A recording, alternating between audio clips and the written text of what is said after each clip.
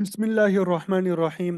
Rabbi इश्रह ली सदरी वयस्सिर ली अमरी वहलुल उक़दतम मिन लिसानी यफ़क़हू क़ौली। Rabbi ज़िदनी इल्मा इय्याका नअबुदु व इय्याका नस्तईन सुब्हानका ला इल्म लना इल्ला मा अल्लमतना इन्नका अंतल अलीमुल हकीम व उफ़व्विदु अमरी इलल्लाह इन्नल्लाहा बसीरुम बिल इबाद। या अलीमु अल्लिमनी या अलीमु अल्लिमनी या अलीमु अल्लिमनी। अल्हम्दुलिल्लाह। इल्मुन नहव का हमारा ये 12वां सबक है। और चूँकि हमारा सर्फ और नहव का सबक एक एक साथ चल रहा होता है, तो अब इल्मुन नहव के हम दूसरे हिस्से में शामिल हो रहे हैं। इल्मुन नहव की हम दूसरे हिस्से में शामिल हो रहे हैं। अभी तक जो हमने बात की है वो मुफरद की बात की है। अभी तक हमारी बात किस पे चलती रही? मुफरद की चलती रही। एक लफ्ज़ को हम देख रहे हैं कि वो इसम है, फ़ेल है, हर्फ है। फिर इसम की मुख्तलिफ तकसीमात आपको बता दी। ठीक है, वाहिद तस्निया जमा है, मुज़क्कर मुअन्नस है, या मारिफा नकरा है। कुछ चीज़ें अभी बाकी रह गई है इसम की, वो इंशाल्लाह साथ साथ पढ़ते जाएंगे। कुछ इसम की चीज़ें रह गई है, मसलन मुअरब मबनी किसे कहते हैं, फिर एराब की किस्में क्या होती है, आमिल मामूल, वो इंशाल्लाह साथ साथ पढ़ते जाएंगे। अब हम मुरक्कब को हम शुरू करने लगे हैं। गोया कि हमने मुफरदात पढ़ ली है। मैंने आपको बताया था मुफरदात, फिर मुरक्कबात। मुरक्कब, आपको मालूम है कि दो मुफरद जब मिलते हैं या दो से ज़्यादा मिलते हैं तो उससे मुरक्कब बनता है। फिर आगे मुरक्कब की मुख्तलिफ किस्में होती है, जुमले वगैरह कैसे बनाए जाते हैं, ये सारी तफसीलात जो है हम पढ़ेंगे। अब हम यहाँ पे गोया कि हमारे तीन काम होंगे। हमारे क्या होंगे? तीन काम होंगे। एक तो हम सर्फ और नहव का इजरा साथ में करते जाएंगे। सर्फ का भी इजरा होता जाएगा, नहव का इजरा भी होता जाएगा। इजरा से मुराद कि जो उसूल, जो कवाइद और जवाबित हमने पढ़े होंगे उसको हम जो है अप्लाई करेंगे, इम्प्लीमेंट करेंगे। ठीक है। और दूसरा हमने ये कि जुमला कैसे बनाना है उसको हमने समझना है। जुमले कैसे बनाए जाते हैं, जुमले की कितनी किस्में होती है, ठीक है, वो हमने सीखना है। तीसरी बात ये कि तरकीब कैसे करनी है। तरकीब, ये अरबी ज़ुबान में है कि अल्फाज की तरकीब की जाती है कि वो फ़ेल है, फ़ेल कौन सा है, फ़ाइल कौन सा है, फिर इसी तरह मफ़ऊल कौन सा है। ये तरकीब जो है अभी छोटे छोटे जुमलों से हमने शुरू करनी है, ताकि हमारे लिए तरकीब करने में कोई मुश्किल पेश ना आए। ठीक है। तो मुरक्कब को आज हम पढ़ेंगे। कोई भी लफ्ज़, चाहे वो इसम हो, फ़ेल हो या हर्फ हो। लफ्ज़ की हमने मुफरद की तीन किस्में पढ़ी थी ना, इसम, फ़ेल, हर्फ। जब तनहा जुमले से हट के इस्तेमाल हो रहा हो तो अरबी ग्रामर की इस्लाह में उसे मुफरद कहते हैं। वो अकेला लफ्ज़ जो एक माना बताए। मुफरद जब मुफरद से मिलता है तो मुरक्कब बनता है। मुफरद प्लस मुफरद इज इक्वल टू मुरक्कब। यानी एक तरफ आपने मुफरद रख दिया, दूसरी तरफ भी आपने मुफरद रख दिया, तो उससे क्या बनेगा? दोनों को जब मिलाते हैं मुरक्कब बना देंगे। तो गोया कि यहाँ पे रियाजी का एक फार्मूला भी आ गया कि मुफरद को जब मुफरद के साथ प्लस कर लेंगे, मिला लेंगे, तो क्या बनेगा? मुरक्कब बन जाएगा। तो मुरक्कब की तारीफ हमने क्या पढ़ी थी? दो या दो से ज्यादा कलिमों से मिलके बनता है, दो या दो से ज्यादा अल्फाज से मिलके बनता है। जैसे रसूलुल्लाह, रसूल एक कलिमा है, अल्लाह दूसरा कलिमा है, लफ्ज अल्लाह। रसूल मुफरद है एक, और लफ्ज अल्लाह दूसरा मुफरद है। ये दोनों मुफरद मिल गए तो ये क्या हो गया? मुरक्कब हो गया। तो यहाँ पे दो मुफरद मिलके ये क्या हो गए? ये मुरक्कब बन गया। रसूलुल्लाह, अल्लाह का रसूल, अल्लाह का रसूल।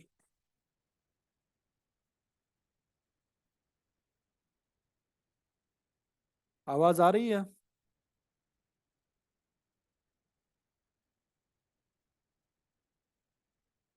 कि किसी ने लिखा कि आवाज नहीं आ रही, क्या है? जी। इसी तरह दूसरा लफ्ज है, ये दूसरा कलिमा देखें, मुहम्मदुर रसूलुल्लाह। अब आप इसमें देखें कि मोहम्मद एक मुफरद है, एक लफ्ज है, रसूल दूसरा मुफरद है, लफ्ज अल्लाह तीसरा मुफरद है। तो तीन मुफरद अल्फाज मिलके एक मुरक्कब लफ्ज को बना दिया यहाँ पे मुहम्मदुर रसूलुल्लाह। मुहम्मद अल्लाह के रसूल हैं, मुहम्मद सल्लल्लाहु अलैहि वसल्लम अल्लाह के रसूल हैं। तो मुरक्कब की तारीफ क्या हमें समझ आई? जो दो या दो से ज्यादा कलिमों से मिलके बने। रसूलुल्लाह दो कलिमों की मिसाल, मुहम्मदुर रसूलुल्लाह दो से ज्यादा कलिमों की मिसाल। ठीक है। अब हमने ये इजरा कैसे करना होता है? सबसे पहले एक एक लफ्ज को हमने उठाना होता है। रसूल को हमने देखना है कि इसम फेल हर्फ में ये क्या है, इसम है। क्यों? अलामत इसम हमने पढ़ी है कि मुजाफ हो तो भी वो क्या होता है, इसम होता है। फिर वाहिद तस्निया जमा में से आपने देखना है कि ये वाहिद है, तस्निया है, जमा है। मुजक्कर मुअन्नस में से देखना है, मारिफा नकरा में से देखना है। इसी तरह लफ्ज अल्लाह को देखना है, इसी तरह लफ्ज मोहम्मद को देखना है। इन सब को आपने देखना है। ये इसको इजरा कहते हैं। इसको क्या कहते हैं? इजरा। तो मुरक्कब की फिर आगे दो किस्म है। मुरक्कब दो तरह के होते हैं। एक मुरक्कब नाकिस गैर मुफीद, दूसरा है मुरक्कब ताम या मुरक्कब मुफीद। अब ये अल्फाज से ही सारी बात कहानी समझ आ रही है। अल्फाज ही से पूरी कहानी आपको समझ आ रही है। मुरक्कब नाकिस, मुरक्कब से क्या मुराद?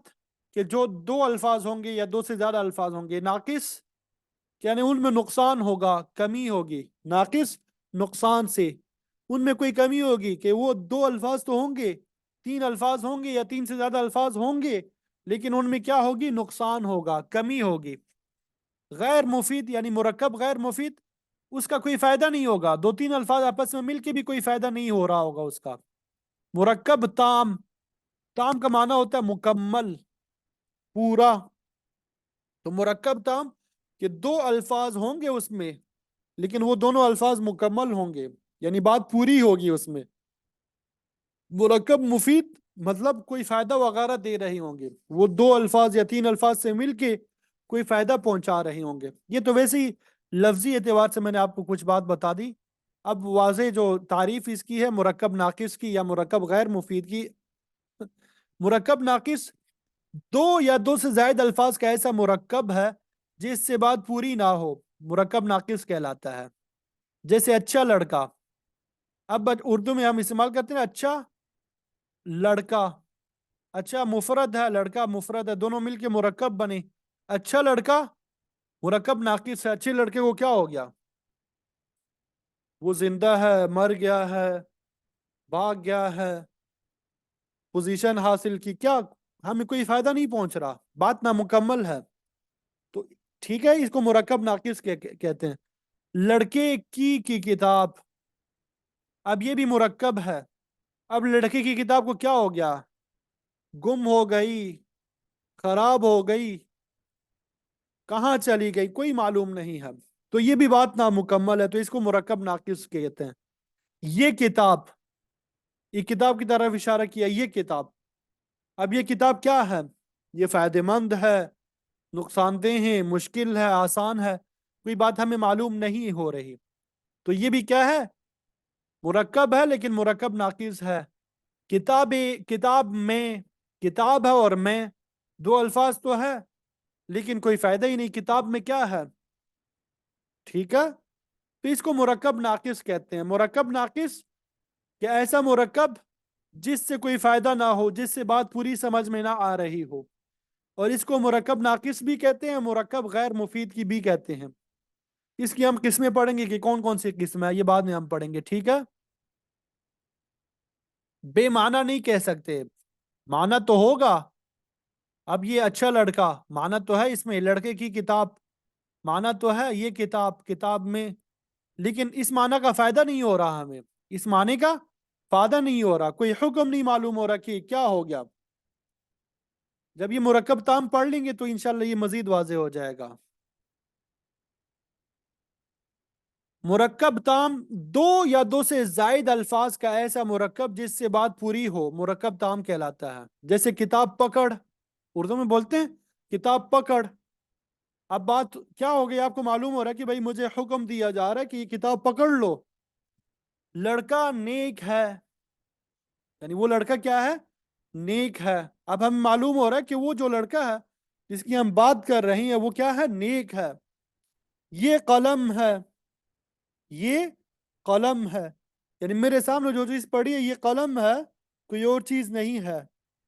تو اس کو کیا کہتے ہیں؟ مرکب تام، جس سے بات پوری سمجھ میں آ رہی ہو۔ جیسے عربی میں مثال اس کی کریں گے، خذ الکتابہ، خذ الکتابہ، کتاب پکڑ، هذا قلم، یہ قلم ہے، الولد صالح، لڑکا نیک ہے۔ ٹھیک ہے؟ تو یہ بھی مرکب ہے، دو الفاظ سے مل کے بنے ہیں یہ ساری جملے، لیکن ان سے بات پوری معلوم ہو رہی ہے، بات سمجھ میں آ رہی ہے، کوئی کمی وغیرہ نہیں ہے۔ ایک تو یہ تعریف کی مرکب تام کی۔ اسی طرح بعض لوگ جو ہے مرکب تام کی تعریف یہ بھی کرتے ہیں، آپ کی کتابوں میں لکھی ہے، وہ مرکب ہے جس کے کہنے سے کوئی حکم یا خبر معلوم ہو۔ یعنی جب آپ بات پوری کر لیتے ہیں تو آپ کو کوئی حکم معلوم ہوگا، جیسے میں نے آپ کو مثال دی، کتاب پکڑ، کتاب پکڑنے کا حکم معلوم ہو رہا ہے، یا کوئی خبر معلوم ہو، جیسے لڑکا نیک ہے، لڑکا کیا ہے؟ نیک ہے۔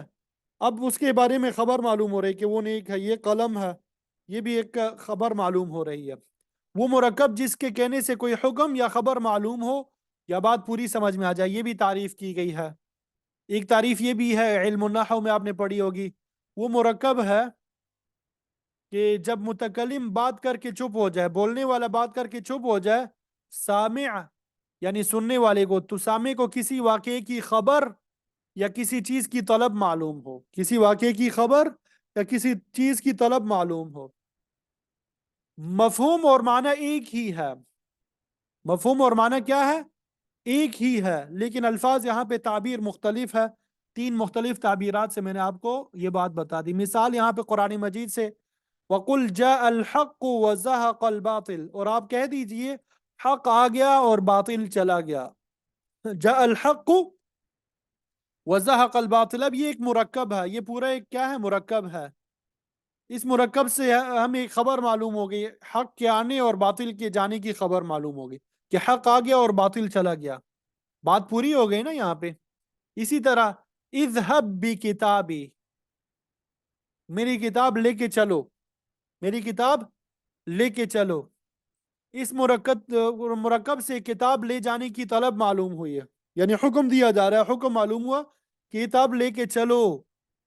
اسی کو مرکب مفید ہو کو، مرکب تام کو مرکب اسنادی بھی کہتے ہیں، جملہ بھی کہتے ہیں، کلام بھی کہتے ہیں۔ مرکب اسنادی ایک نام ہو گیا، جملہ دوسرا نام ہو گیا، کلام تیسرا نام ہو گیا، تام چوتھا نام ہو گیا، مرکب مفید پانچواں نام ہو گیا، پانچ نام ہو گئے، فائدہ دینے والا مرکب۔ تو یہ مرکب مفید کی سمجھ آ گئی سب کو؟ مرکب تام، مرکب مفید، اس کی سمجھ آ گئی کہ نہیں؟ ذرا جواب تو دیں، نئی طالبات جو ہے وہ بھی ذرا جواب دیں کہ سمجھ آ گئی ان کو۔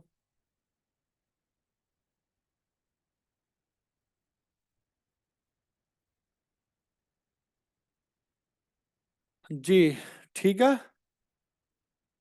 مرکب ناقص اور اسی طرح مرکب تام، دو باتیں ہو گئی۔ مرکب ناقص یعنی وہ مرکب ہے جس سے بات پوری سمجھ میں نہ آ رہی ہو۔ مرکب تام وہ مرکب ہے جس سے بات سمجھ میں آ رہی ہو، جس سے کوئی فائدہ ہو رہا ہو۔ اب ہم آگے مرکب تام کو لے کے چلیں گے۔ ہم کس کو لے کے چلیں گے؟ مرکب ناقص کو بعد میں پڑھیں گے۔ مرکب تام کے بارے میں نے بتایا کہ اس کو جملہ بھی کہتے ہیں، مرکب مفید، جملہ یہ ایک ہی نام ہے۔ اب ذات کے اعتبار سے جملہ کی دو قسمیں ہیں، ذات کے اعتبار سے جملہ کی دو قسمیں ہیں، جملہ اسمیہ، جملہ فعلیہ، جملہ اسمیہ، جملہ فعلیہ۔ اچھا یہاں پہ ایک بات ہمیں معلوم ہو گئی نا مرکب کی تعریف میں، کہ کم از کم مرکب میں کتنے الفاظ ہوتے ہیں؟ دو الفاظ ہوتے ہیں، زیادہ سے زیادہ اس کی کوئی حد نہیں. کم از کم کتنے الفاظ ہوتے ہیں؟ 2 الفاظ ہوتے ہیں. ٹھیک ہے، تو جملہ میں بھی یہی 2 الفاظ ہوں گے نا. کم از کم کتنے الفاظ ہوں گے؟ 2 الفاظ ہوں گے، اس سے کم نہیں ہوں گے. تو اب ذات کے اعتبار سے جملے کی 2 قسمیں ہیں. ذات کے اعتبار سے جملے کی کتنے قسمیں ہیں؟ جملہ اسمیہ اور جملہ فعلیہ. جملہ اسمیہ اور جملہ فعلیہ. جملہ اسمیہ اسم سے ہے، جملہ فعلیہ فعل سے ہے. جملہ اسمیہ اسم سے ہے اور جملہ فعلیہ فعل سے ہے. تو جملہ اسمیہ سے کیا مراد؟ دو جملے، 2 الفاظ ہوں گے نا جملے میں. کم از کم کتنے الفاظ ہوں گے؟ 2 الفاظ ہوں گے. ٹھیک ہے، مرکب میں کم از کم کتنے الفاظ ہوتے ہیں؟ 2 الفاظ ہوتے ہیں.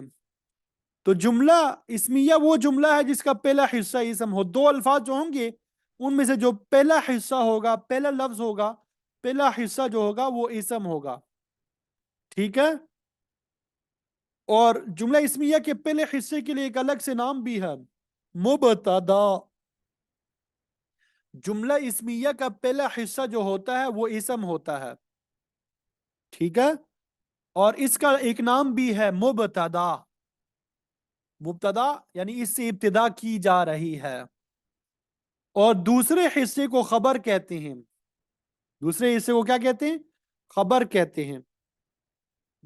پہلا حصہ اس کا اسم ہونا ضروری ہے جملہ اسمیہ میں، اس کو مبتدا کہتے ہیں. اور دوسرے حصے کو خبر کہتے ہیں. دوسرے حصے کو کیا کہتے ہیں؟ خبر کہتے ہیں. اب یہ جو خبر ہے دوسرا حصہ، وہ اسم بھی ہو سکتا ہے. وہ اسم بھی ہو سکتا ہے دوسرا حصہ. جیسے واللہ علیم، واللہ علیم. اب یہاں پہ لفظ اللہ یہ اسم ہے، پہلا حصہ ہے. علیم دوسرا حصہ ہے، یہ بھی اسم ہے. تو یہ جملہ کیا ہے؟ سب سے پہلے تو ہم نے بتا دیا کہ یہ مرکب ہے. اللہ علیم، اللہ تعالیٰ جاننے والا ہے، علیم ہے. اب یہ مفرد نہیں ہے، مرکب ہے. مرکب کی 2 قسمیں ہم نے پڑھی، ناقص، غیر ناقص، یعنی تام. تو غیر ناقص، یہ مرکب ناقص نہیں ہے، کیونکہ بات سمجھ میں آ رہی کہ اللہ تعالیٰ عالم ہے، علیم ہے، جاننے والے ہیں. مرکب تام ہے، اور مرکب تام کو جملہ بھی کہتے ہیں. ٹھیک ہے، جملہ کی 2 قسمیں، اسمیہ اور فعلیہ. اب اس کا پہلا حصہ اسم ہے، اس کو مبتدا کہتے ہیں. لفظ اللہ مبتدا، دوسرا حصہ علیم یہ خبر ہے. اب یہ دوسرا حصہ اسم بھی ہو سکتا ہے جیسے یہاں پہ مثال ہے، اور دوسرا حصہ فعل بھی ہو سکتا ہے. جیسے واللہ یعلم، لفظ اللہ پہلا حصہ ہے، اسم ہے، مبتدا ہے. دوسرا حصہ یعلم یہ خبر ہے، لیکن یہ فعل ہے. یعلم، علم یعلم فعل ہے، فعل مضارع. اور اللہ تعالی جانتے ہیں. تو خلاصہ کیا ہوا؟ جملہ اسمیہ وہ جملہ ہے جس کا پہلا حصہ اسم ہوتا ہے، جس کو مبتدا کہتے ہیں، اور دوسرے حصے کو خبر کہتے ہیں. اور خبر جو ہے وہ اسم بھی ہو سکتا ہے جیسے واللہ علیم، اور فعل بھی ہو سکتا ہے جیسے واللہ یعلم. واللہ یعلم. تو اب یہ جملہ اسمیہ ہو گیا. لفظ اللہ مبتدا، علیم خبر. لفظ اللہ مبتدا، یعلم فعل، تو یہ خبر بن جائے گا. آگے کیسے خبر بنتا ہے وہ پھر انشاءاللہ ہم پڑھیں گے بعد میں، ترکیب کیسے کرنی ہے. اب یہاں پہ یہ ابھی واو حرف کو چھوڑ دیں، واو کو چھوڑ دیں، واو حرف ہی ہے. اس کے بعد اس کی بات انشاءاللہ کریں گے. ٹھیک ہے، یہاں پہ ایک اور نئی چیز جو ہے جس کو ہم نے سمجھنا ہے، اسم کی علامات میں ہم نے پڑھا تھا. اسم کی علامات میں پڑھا تھا مسند الیہ. ٹھیک ہے، وہ اسم ہے، مسند الیہ وہ اسم ہوتا ہے جس کی طرف کسی فعل یا وصف کی نسبت کی جائے. جس کی طرف کسی فعل یا وصف کی نسبت کی جائے. مسند الیہ وہ اسم ہوتا ہے جس کی طرف کسی فعل کی نسبت کی جائے، یا وصف یا کسی صفت کی نسبت کی جائے. ٹھیک ہے، اور مسند وہ اسم یا فعل ہے، مسند وہ اسم یا فعل ہے جس کی نسبت کی جائے، جس کی نسبت کی جائے. جیسے یہاں پہ مثالوں میں دیکھیں، یہاں پہ لفظ اللہ مسند الیہ ہے. لفظ اللہ کیا ہے؟ مسند الیہ ہے، یعنی مبتدا کو مسند الیہ بھی کہتے ہیں. ٹھیک ہے، لفظ اللہ کیا ہے؟ مسند الیہ ہے. اب اس کی طرف علیم جو صفت ہے اس کی نسبت کی جا رہی ہے، علیم جو صفت ہے اس کی نسبت کی جا رہی ہے.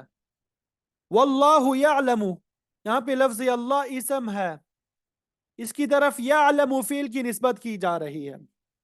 تو وہ اسم جس کی طرف کسی فعل یا وصف کی نسبت کی جائے، یہ واللہ یعلم، یہ فعل کی نسبت لفظ اللہ کی طرف کی جا رہی ہے. واللہ علیم، علیم جو وصف ہے صفت ہے اس کی نسبت کی جا رہی ہے. اور لفظ علیم یہ وہ اسم ہے جس کی نسبت کی جا رہی ہے. لفظ یعلم وہ فعل ہے جس کی نسبت کی جا رہی ہے. اب اس کی ہم دوسری ذرا تعریف کر لیتے ہیں جو کتابوں میں لکھی ہے، تو وہ مزید آسان ہو جائے گی آپ کے لیے. مسند الیہ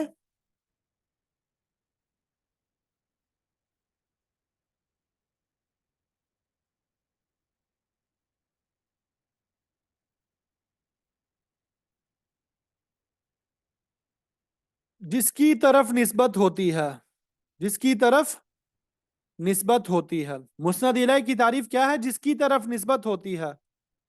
اور مسند کی تعریف کیا ہے؟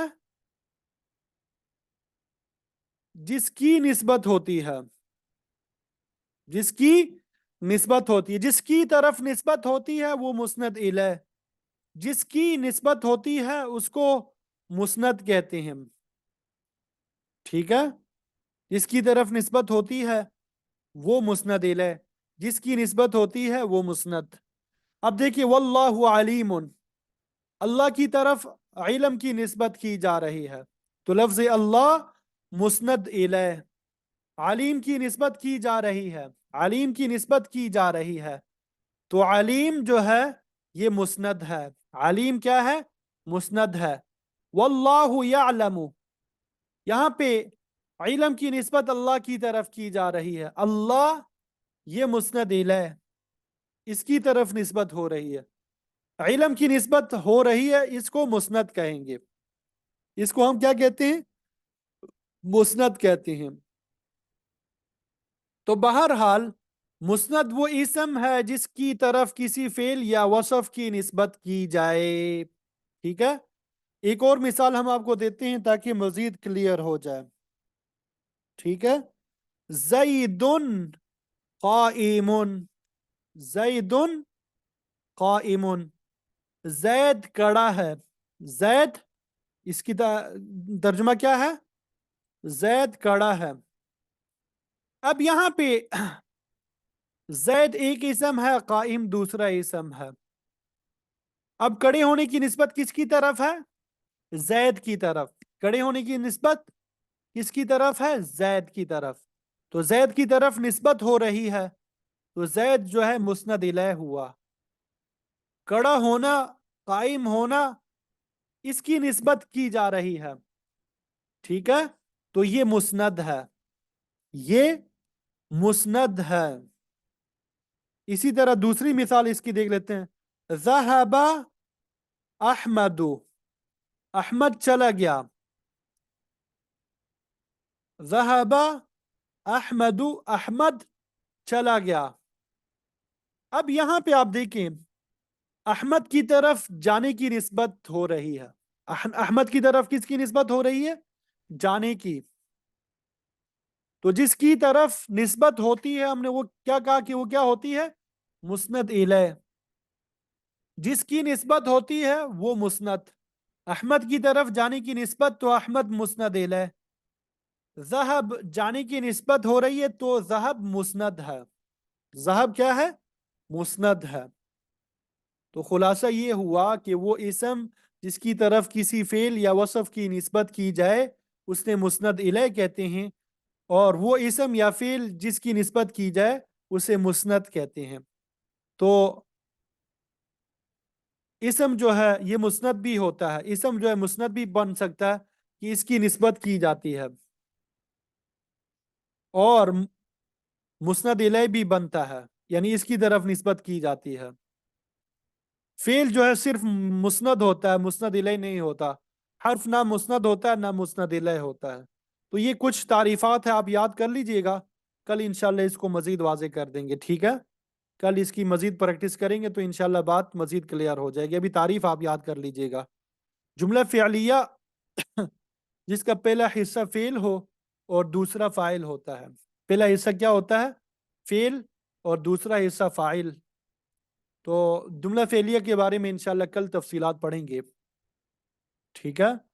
जुमला फेलिया के बारे में कल इंशाल्लाह तफसीलात हम पढ़ेंगे। तो ये मुस्नद मुस्नद इलैह ये सिर्फ मुब्तदा खबर में नहीं होता, जुमला इस्मिया में नहीं होता, जुमला फ़िअलिया में भी होता है। मुस्नद इलैह और मुस्नद जो है जुमला इस्मिया में भी होता है, जुमला फ़िअलिया में भी होता है। बस इसकी तारीफ आपने याद करनी है कि वो इसम जिसकी तरफ फ़ेल की निस्बत की जाए या जिसकी तरफ जो है सिफत की निस्बत की जाए वो मुस्नद इलैह होता है। वो फ़ेल या वो सिफत जिसकी निस्बत की जा रही है वो क्या है? वो मुस्नद है।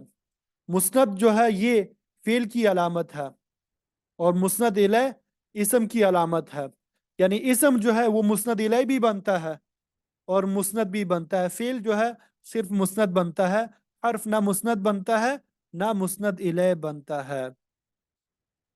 तो आज के सबक का हमारा इल्म नहव का खुलासा ये हुआ कि मुरक्कब जो दो या दो से ज़ायद अल्फाज से मिलके बनता है, मुरक्कब की फिर दो किस्में हैं, मुरक्कब ताम और मुरक्कब नाकिस। मुरक्कब ताम दो या दो से ज़ायद अल्फाज का ऐसा मुरक्कब जिससे बात पूरी ना हो, पूरी समझ में ना आ रही हो, इसको मुरक्कब गैर मुफीद भी कहते हैं। और मुरक्कब ताब जो दो या दो से ज़ायद अल्फाज से मिलके बनता है और उससे बात पूरी समझ में आ रही होती है, इसको मुरक्कब ताम कहते हैं, मुरक्कब इस्नादी कहते हैं, मुरक्कब मुफीद कहते हैं, जुमला कहते हैं। यानी कहने वाला जब बात कह के खामोश होता है तो सुनने वाले को कोई बात जो है, किसी बात की खबर मालूम हो जाती है या किसी काम का हुक्म जो है वो मालूम हो जाता है। और फिर जुमला की दो किस्में बनती है। जुमला की कितनी किस्में बनती है? दो किस्में बनती है जात के एतबार से, जुमला इस्मिया और जुमला फ़िअलिया। जुमला इस्मिया कि वो जुमला जिसका पहला हिस्सा इसम हो जिसको मुब्तदा कहते हैं और दूसरा हिस्सा खबर होता है, वो इसम भी हो सकता है और फेल भी हो सकता है। और जुमला फ़िअलिया जिसका पहला हिस्सा फेल हो, दूसरा हिस्सा फाइल होता है, ठीक है। और फिर आगे हमने एक और चीज पढ़ी, मुस्नद इलैह और मुस्नद। मुस्नद इलैह जिसकी तरफ किसी फेल या सिफत की निस्बत की जाए, ठीक है। और मुस्नद जिसकी निस्बत की जाए, जिस फेल या जिस सिफत की निस्बत की जाए। और एक बात हमने पढ़ी कि ये सब मुस्नद भी बनता है, मुस्नद इलैह भी। फेल जो है वो सिर्फ मुस्नद बनता है, मुस्नद इलैह नहीं बनता। हर्फ ना मुस्नद होता है ना मुस्नद इलैह होता है। तो इस सबक को आपने याद करना है। अल्लाह ताला हम सब को याद करने की तौफीक अता फरमाए। वाखिर दावाना अनिल हम्दुलिल्लाहि रब्बिल आलमीन।